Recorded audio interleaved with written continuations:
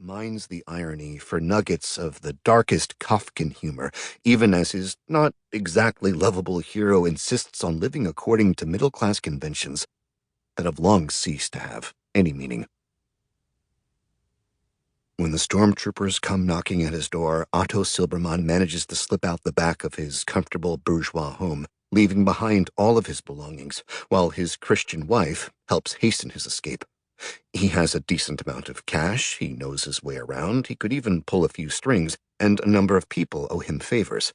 Besides, all this is bound to blow over soon. After all, he served on the front in the Great War. He dutifully pays his taxes, runs a respected business. In short, Otto Silberman is a thoroughly upstanding citizen.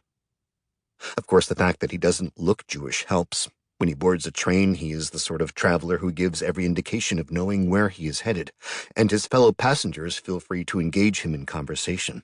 A man with a Nazi lapel pin suggests they play chess. A stenotypist whose leftist boyfriend served time in a concentration camp confides her problems, and the estranged wife of a lawyer is happy to flirt with him.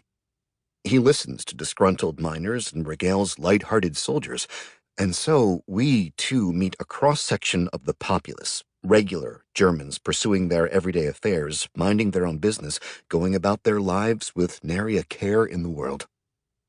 While his looks succeed in deceiving others, over time he begins to see he may simply be deceiving himself. A traveling Aryan speeds ahead, but as Silberman finds out, a Jew on the run hurdles and jostles his way about, follows one alleged escape route after the other, but is basically buffeted about by an evil wind, and if he survives the storm, which so many will not, he will likely end up years later in another kind of camp for displaced persons. Meanwhile, here in 1938, Otto Silberman is already displaced, and so he travels from Berlin to Hamburg, from Hamburg back to Berlin, then from Berlin to Dortmund, Dortmund to Aachen, back to Dortmund, on to Küstrin, Dresden, and eventually back to Berlin. With each frenetic trip, in first class or second class or third class, he ends up shedding one more of the delusions that had protected and prevented him from recognizing the inevitable. He can no longer pass for who he always thought he was. The truth is, I don't have the right to be an ordinary human being. Ulrich Alexander Boschwitz, 1915 to 1942, was born to an affluent and secularized family. Boschwitz's Jewish father, who had converted to Christianity and married a Protestant woman, died just weeks before the birth of his son. In 1935, following the promulgation of the Nuremberg laws, Ulrich and his mother escaped to Sweden, where the young man wrote and published his first novel, Menschen neben dem Leben, People Parallel to Life, under the pseudonym of John Grain. His sister had already emigrated to Palestine in 1933 and settled in a kibbutz. From Sweden, Boschwitz moved to Paris, where he studied a while at the Sorbonne, before moving on to Luxembourg and then Belgium. In 1939, shortly before the outbreak of the war, he joined his mother in England. Deeply affected by the events of Kristallnacht, he worked feverishly on what would become The Passenger, finishing a first draft in barely 4 weeks.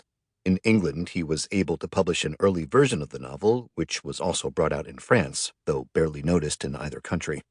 As an official enemy alien, Boschwitz was interned following the outbreak of hostilities in a camp on the Isle of Man, along with thousands of other refugees from Germany and Austria, as well as a small number of actual Nazi sympathizers. As the war progressed, male refugees, along with newly captured prisoners of war, were shipped off to various British dominions. Boschwitz had the ill fortune to be deported to Australia aboard the HMT Dunera.